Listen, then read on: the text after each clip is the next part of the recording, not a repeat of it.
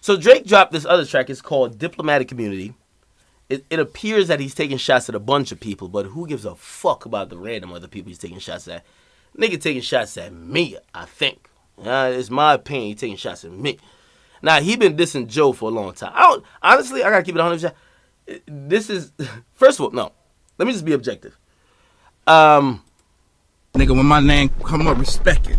Hey, Murder Ninja, what up, bro? Fucking name. Thank you for subbing. Y'all. Stop playing with my name. I ain't gonna say it no more. First of all,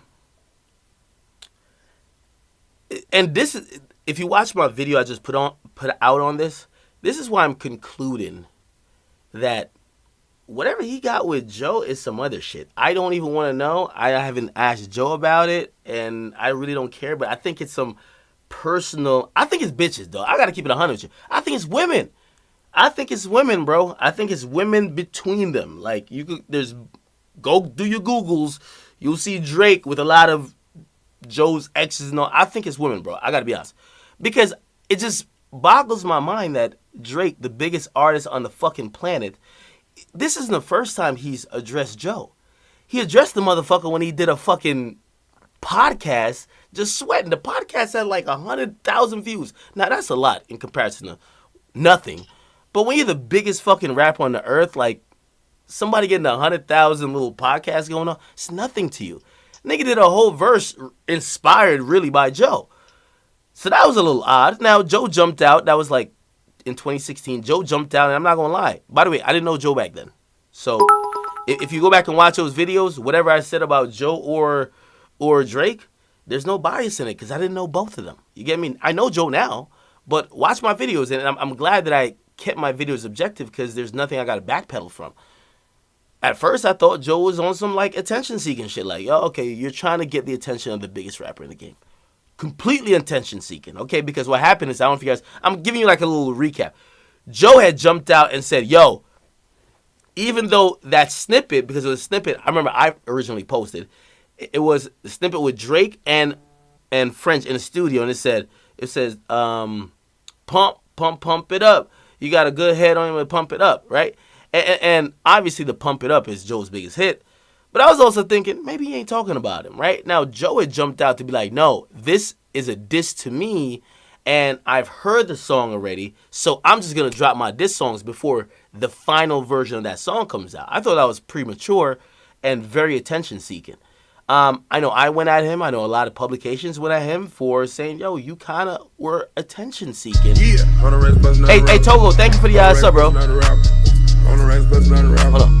He says, Ho Button feels some type. This is what Togo said. Ho Button feels some type of way about Drake smashing Tahiri and Sin. Again, my brother, I have no idea who smashed who. That's not even. Yeah, I don't know what's going on. Anyway, I will say though. No, I won't even say. I really won't say. Anyway, let's just get back to what I was saying. So Joe had jumped the fuck out, and he had like basically kind of said, yo, he's talking to me, whatever. Diss track came out shortly after. Then like another one. This is like before the song came out, like the No Shopping record, which was French's record. And then the record came out, and he dropped another one. Now, just being honest, my thing was this. If Drake was talking to Joe, that nigga ate you up on 3 tracks. That nigga ate you. If we're talking about MCs and rapping, that nigga ate you alive. And you got to keep in mind, I had no idea who Joe was. Low-key, I used to be clowning Joe just because of like certain like cases he used to have. Like, you know what I mean? He there was cases of domestic abuse. He got a gun case. And anytime, and then I'm hearing him diss like, obviously my favorite rapper. So I'm like, yo, this guy's like an attention-seeking hoe. So I was like, yo, I used to be joking on him, right? But honestly, like, I had to keep it real. Like, after I heard all the songs, I'm like, this nigga ate Drake up. Like, this nigga Drake cannot respond. Now, Drake obviously played it off. And my thing is, I gave Drake a pass for playing it off because I'm like, you're at the level you can't rap with a Joe, right? Like, you're too pop, you're too commercial. But this was my whole thing about that. If you're not going to rap with him then, don't be dissing that nigga like a year after. Like, you didn't want no smoke when he responded last time. Like, so now when you diss him again, you're basically almost saying, don't respond or I won't respond to you. Like, if Drake was going to diss Joe again, say Joe responds or whatever, which I don't even know if he would. You got a rap battle, my nigga. Like, I know it ain't no meek shit, but you got a rap battle. Like, you can't call niggas out on your records and then they respond to you on a record and then you just act like nothing happened. You just be like, oh, their career is in the dumps or whatever. Like, that's not, you know what I mean? That's not how I think MCs handle their issues, especially when they put it on wax. Now, if it was something that Drake did an interview with Zane Lowe on Apple or Beats One, like he's normally used to doing, right? And if he said, oh, yeah, there's some rap critic, or there's a rapper turned rap critic, Joe Budden guy, like he's super, like, criticizing me or whatever, and fuck him. All right, you don't gotta do no raps, but nigga, you're putting in your raps. So that was the first thing. I'm like, why are you dissing a nigga who the last time you dissed him and he responded, you didn't want no smoke? That don't make no sense to me.